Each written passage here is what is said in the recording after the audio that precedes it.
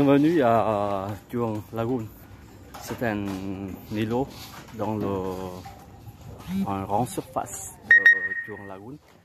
C'est une partie de Panjang Lagoon. Ça fait 22 km, 22 000 mètres carrés. Et c'est où donc jeter les trois rivières, la rivière des parfums, la rivière Beaune et la rivière Olo, pour créer donc un grand étang. Il y a 300 000 habitants vivent à l'alentour, qui se composent les 6 districts. Alors, le bateau juste en face de vous, c'est un bateau des porte-pipeaux qu'ils ont utilisé pendant les années 60. Ils ont 3 fois s'arrêté par des polices vietnamiennes. Voilà. Bon, maintenant, donc, j'ai regardé un peu sur la lagune. Là, il y a des maisons sur le pilotis. Et là, c'est des gens qui vivent dedans. Et aussi, là, c'est des nors et des chars. Nors, ce sont des usines pour pêcher. Et pour chaque famille, ils ont une parcelle. Et dans la parcelle, il y a des élevages de crabes, de crevettes, de poissons. Et on monte un tout petit peu. Oh là. Alors, 1, 2, 3, 4, 5, 6, 7, 8, 9, 10, on marche. Et voilà, on a un panorama ici. Donc, allez, on fait un tour. Juste en face de vous, il y a des montagnes là qui s'appellent la chaîne cordillère. Et il a le border entre Vietnam et Laos. Voilà, et on continue vers l'ouest. Là, maintenant, on est des dernières minutes de la journée avec les rayons de soleil. Et on regarde sur la ville de Hue un peu plus loin. Voilà, encore vers l'est, il y a l'embouchure de la rivière des parfums. Et là, il y a la lagune qui connecte à la mer. Bon, ici, ce sont des dunes où on a des servis dedans. Ça sert comme un restaurant. C'est un endroit unique. Donc, se servir aux clients vietnamiens, des étrangers. Maintenant, les gens qui veulent des choses hors des sentiers battus. Donc, ils viennent ici. Il n'y a pas de mobilettes, il n'y a pas de klaxonnés. Voilà, des gens qui se reposent vraiment tranquilles de matinée, l'après-midi, même le soir. Voilà. Et puis, encore plus loin, on a un grand village très éloigné. Ça, c'est le village c'était des porte-pipeaux. Et la première chose, donc, les gens qui vivent maintenant aux États-Unis, en France, donc ils ont versé de l'argent au Vietnam, ils construisent les tombes des ancêtres de base, c'est pourquoi, donc là, on essaie de citer les tombes. Là. Bon, comme ça, on vient de faire un tour sur la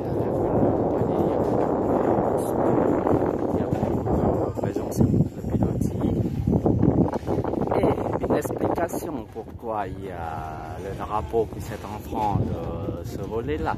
Ça, c'est pour se rappeler donc une dame qui a aidé ce village pour faire élargir la lagune par un concours de sampan. Et il y a le chef du village qui donne donc pour chaque village un sampan, la même taille avec la rame, la même taille comme la rame également. Et puis tout le monde qui participe au concours, mais la dame qui est trouvée avec le bateau qui est la même taille, la rame qui est la même taille, donc ça fait toujours la même distance. Comme ça, elle pensait, alors, elle ramait, et à un certain moment, donc la rame, le cordage sur la rame qui s'est cassé, elle se coupe ses cheveux pour accrocher sur la rame et elle continue à ramer. Voilà, elle a gagné, elle a gagné le concours, donc elle a aussi une grande surface de façade de l'eau. Et maintenant, donc, des habitations dans la lagune qui se rappelaient cette histoire-là, voilà, un bon travail là, et ils plantaient des drapeaux sur la lagune. Mais en bas, c'est en-dessus des drapeaux là, il y a un petit hôtel là, je vais vous montrer un peu plus proche. Alors, là c'est quoi? Ça c'est l'hôtel à la dame. C'est l'hôtel de la dame de surface de l'eau, mais sur cet hôtel là, il y a toujours les deux autres drapeaux là. Et le drapeau là pour montrer donc l'autre élevage qui gagne ou non. Concernant donc les deux drapeaux, si le drapeau qui est raccourci plus tôt, hein, c'est-à-dire les récoltes dans cet étang-là qui gagne encore plus, je ne sais pas si vous comprenez mes idées ou non, mais là ce sont des croyants, hein, des gens locaux pour expliquer pourquoi les drapeaux. Mais lorsqu'ils plantaient des drapeaux au premier temps, ils ont déchiré plus pour les drapeaux qui sont raccourcis plus vite. Ça, c'est des gens locaux. Alors, pour jusqu'ici, je vous explique pourquoi il y a le nom Juan Lagoon. Juan, c'est-à-dire, c'est un mot syllabique, c'est-à-dire Juan ou bien Juan, c'est-à-dire des gens qui s'habillent, c'est nus, quoi. C'est-à-dire autrefois, donc des gens dans les lagunes, donc pour aller pêcher parce qu'ils sont très pauvres, ils sont jangjuang, c'est-à-dire c'est nu. Et de temps en temps, donc depuis le mot jangjuang, donc on prononce par le mot juang. Ça c'est à cause de la prononciation des gens locaux. Alors là c'est juste en bas. Alors vous avez un peu d'image sur l'eau. Si vous avez un regardez encore plus proche.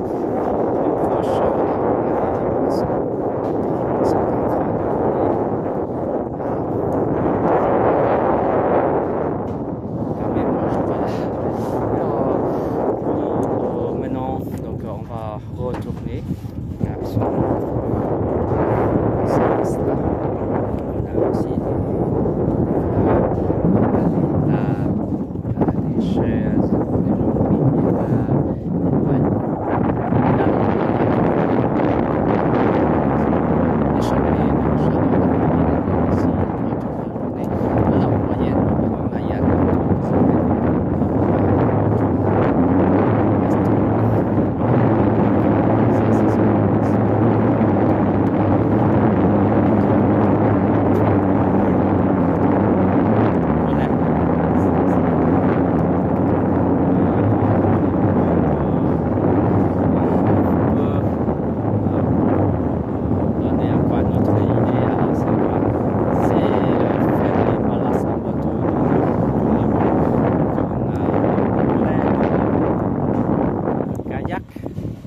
on a des bateaux à ramener à la main.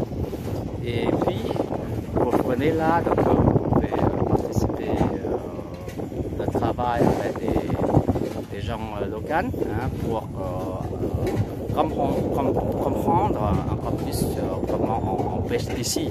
Alors, je vous souhaite une très bonne visite à Juan Lagoon.